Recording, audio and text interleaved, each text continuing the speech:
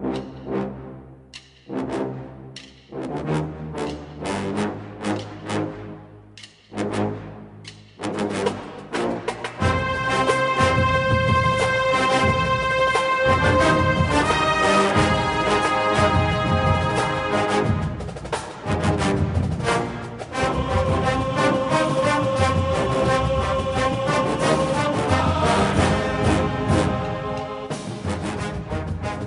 morning, Bucknutters. Welcome into the Bucknuts Morning 5 here on Monday, April 13th, 2015. I am Dave Biddle, and I'm joined by 24/7 Sports National Director of Recruiting, Steve Wiltfong. Steve, Dan Rubin is letting me borrow you for a day. I really appreciate it, sir. Good morning. I love coming on and talking Ohio State recruiting with the best fans in our network, the Buckeye fans. Liam Eichenberg, the four-star offensive tackle. Everybody wants to know about him. Now, the crystal ball picks, they're still 60% going to Ohio State, but I tend to believe your crystal ball picks over the general, over the field. And I know you have him going to Notre Dame. Explain why you think he's going to go to Notre Dame. Do you think it's a really close call? Do you think the Fighting Irish have a sizable lead? Just give the listeners the inside scoop on Liam Eichenberg.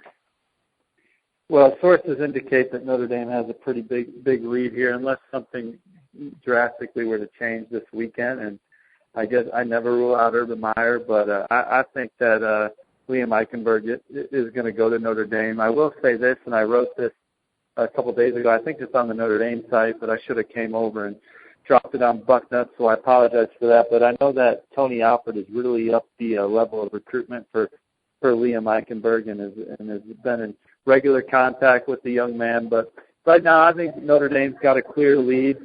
The visit this weekend only enhanced that, and so we'll see what happens this weekend at Ohio State. Obviously, he's coming back one more time, so there is interest. For me, I thought Notre Dame was the original leader. I mean, I shouldn't say I thought. Liam Eichenberg told me Notre Dame was the leader last summer, and then as the fall hit, and then being around Draymond Jones at the Army Bowl and stuff, I think that it maybe turned a little bit, and I don't know if my info is right or wrong there, but then I thought Ohio State was in the driver's seat, so I switched my crystal ball to Ohio State. And for me to flip my crystal ball away from Ohio State, I need a lot of info. And I mean, it's Ohio State's our number one site in our network. For me to have an Ohio State crystal ball and then to switch it to another school, I have to have I have to have what I think is good information, because you got some explaining to do on the front row.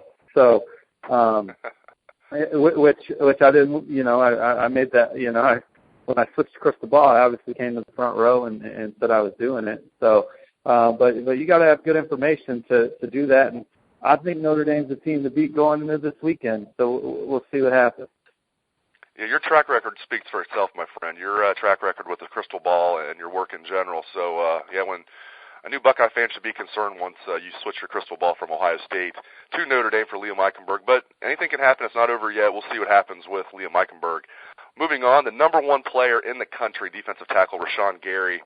He's out of New Jersey. Now, crystal ball, looking at that, 58% have him going to Alabama, 31% have him going to Michigan, and Ohio State's a dark horse, 4%, as well as Penn State and Rutgers also at 4%. Your thoughts here? Do you think he's Alabama-bound, or do you think Michigan has a good chance to land him? And does Ohio State have any shot at all? Well, I think all three of those schools have a chance, but I think that crystal just a whole lot of guessing right now. There was a time pretty early in the process, actually around this time last year, at the Jersey Nike camp. That's where I first saw Rashawn Gary, and that it seemed then that it was going to be a USC-Alabama battle. So, well, it's kind of crazy. And he only had like 6 or 7 offers at the time. But you knew he was going to be a blue chipper. And so Alabama was kind of the school where people thought he was going to go to, and USC was the school that his mom actually told me that he really wanted to get an offer from. And so that's what it seemed, Alabama, USC. So that's why you see a lot of Alabama on the crystal ball, because people just probably haven't really changed it. I think right now you got here are the players. I'm talking to a couple people: Michigan, Ohio State, Penn State, Alabama.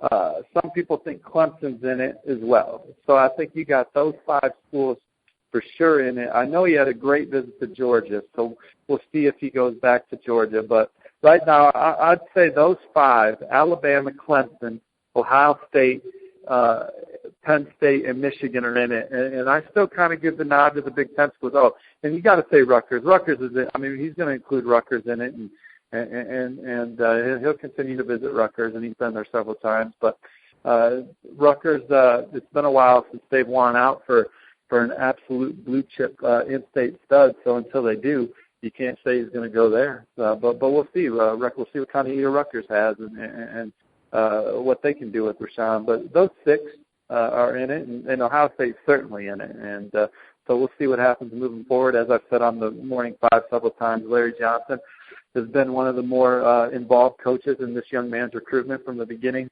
And so there's a trust factor there so far. Steve, isn't there some connection with Rashawn Gary in Michigan? Isn't his former high school coach now at Michigan? His former head coach is now been the off-field guy at Michigan for a while. But we've talked about it on Morning Five a little bit here so far. We've talked about it on Morning Five before in the past, where I think that if anything, how quickly Coach Partridge left for Michigan with Rashawn only playing there for a few months. It's not like they got to know him really, really, really well. I mean, don't get me wrong. They like Coach Partridge, and Michigan's certainly going to be a player for Rashawn Gary. But if anything, I know Rashawn's mom said that just shows us to pick a school not for the coach, because we know coaches can leave because they've learned that on the high school level. The quarterback situation, I get a lot of questions about this. 2016 quarterback recruiting for Ohio State. It looks like it's either going to be Jarek Guarantano or Tristan Wallace. Give me your thoughts. Who do you think the Buckeyes are going to land between those two, or maybe go off the board and maybe think it's going to be somebody else? Give us your thoughts on 2016 quarterback recruiting for the Buckeyes. Yeah, well, my 24/7 Sports crystal ball is on Tristan Wallace for Ohio State, and I wouldn't be surprised if that happens soon. But they obviously brought in Jarek Guarantano this past weekend. That's a Tennessee Rutgers Ohio State deal, with him committing this week too on Wednesday, I believe. I lose track of my days. Today's the 13th, right? So 14th, 15th, yeah. So 15th on Wednesday. So I think Jarek Guarantano is going to end up at Tennessee. He's got some family connections with Butch Jones, and the Vols really made a late charge there. I did think Ohio State led in October, November, that range around the time of the Ohio State-Michigan game. I thought the Buckeyes were the clear leader for Jarek, and thought there was maybe even a chance that they could have landed him at that game, but it obviously didn't happen. And anyway, I think Tennessee's I give Tennessee the edge for Jarek, but I give Ohio State the edge for Tristan, and feel good about where the Buckeyes stand with the top 100 quarterback from Texas, the number 3 dual threat quarterback in the country, according to 24/7 Sports. And Tristan Wallace is going to come in ready to compete at Ohio State. He's a guy that absolutely does not care about the depth chart, what it looks like. He's confident in his abilities and confident in the player he could become at Ohio State under the Buckeyes coaching staff. So I feel really good about Tristan Wallace in Ohio State right now. Coming out of that visit that Sunday morning, I crystal balled him to the Buckeyes after talking to some people in the know about that recruitment, and Ohio State really crushed that visit, and still looking very good to land him. That budding DeSoto, Texas pipeline to Ohio State with Dontre Wilson and now maybe Tristan Wallace. Tristan Wallace does become a Buckeye. His position coach will be new assistant coach Tim Beck. I want to know about Tim Beck as a recruiter, though, Steve. I get a lot of questions. How is Tim Beck as a recruiter? How was he at Nebraska? How's he doing so far at Ohio State? I don't even know if you know yet because it's so early in his tenure, but anything you can tell the listeners about Tim Beck as a recruiter? Well, one thing I do know is that as a recruiter at Ohio State, the support you're going to get to be a good recruiter is something that Coach Beck probably hasn't experienced anywhere else in his career. And now Nebraska, I think, is one of the hidden gems in college football, and if more kids visited, they would realize that it is a special place. But that's on the coaching staff to get more kids to visit. And and I'm not saying they recruited bad. I'm just saying I think if Urban Meyer was the coach in Lincoln, Nebraska, they'd be recruiting top 5 recruiting classes. But regardless, you're at Ohio State. You got Urban Meyer, who's a very involved head coach on the recruiting show. But then you have what I say is the best off-field recruiting team in the country, led by Mark Pantoni and those guys. So you're in good position to be a good recruiter, even if you come in and you're just a mediocre recruiter. Now, I don't really know much about Coach Beck and his recruiting efforts, but I know that it looks like Ohio State's about to land one of the top quarterbacks in the country, and it sounds like he had a great visit, and I would imagine that he spent a lot of time with Coach Beck. So I would give a lot of credit to Coach Beck helping land this young man. But I just think the Ohio State recruiting machine really takes everybody's game to another level with just the amount of hard work put in with the off-field staff. And then if it's a key recruit, your head coach is going to be very involved. Instead of just being a closer, he's going to be in there in the early innings, the middle innings, and the final inning. This is hot off the press here, and this is just a report. This is not official, and you might have already seen this on the site if you're listening to the show, but there was a report out there from RealGM.com that D'Angelo Russell will enter the NBA draft, as I said in the bolt that I put on the site. This is the least surprising news you will hear all week. Now, D'Angelo Russell did respond to this tweet and say 100% false. I tend to think he wants his moment in the sun, doesn't want anybody to steal it. He wants to announce it when he's ready to announce. But according to Shams Charania from RealGM.com, D'Angelo Russell will enter the NBA draft. Again, this is not official. It's just a report. Go ahead, Steve. How many followers does RealGM.com have? I mean, He's got over 10,000. Yeah, okay. He's not one of these guys that throws something out there with 500 followers. He's got over 10,000 followers. Sometimes in our business, we got to chase some pretty crap rumors. When I say we, I mean everybody else, because I don't chase them.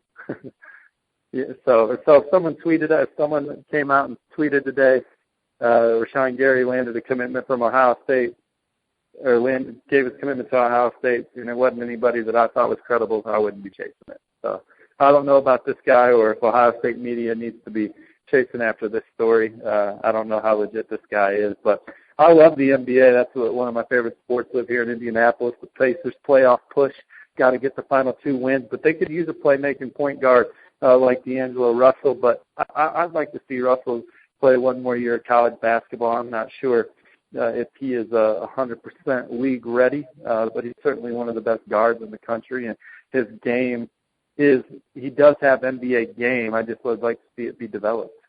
Yeah, selfishly, I wish he'd come back, but I don't think there's any way he is going to. Thank you very much to 24/7 Sports National Director of Recruiting, Steve Wiltfong. Great insight, Steve. Really appreciate your time. And we'll let the listeners know we will be interviewing Urban Meyer today around 11 a.m., so we will have a video and a story on what Coach Meyer has to say. Thanks again to Steve Wiltfong. Thanks to you for listening to the show. I really appreciate it. Hope everybody has a great day. Take it away, best damn band in the land.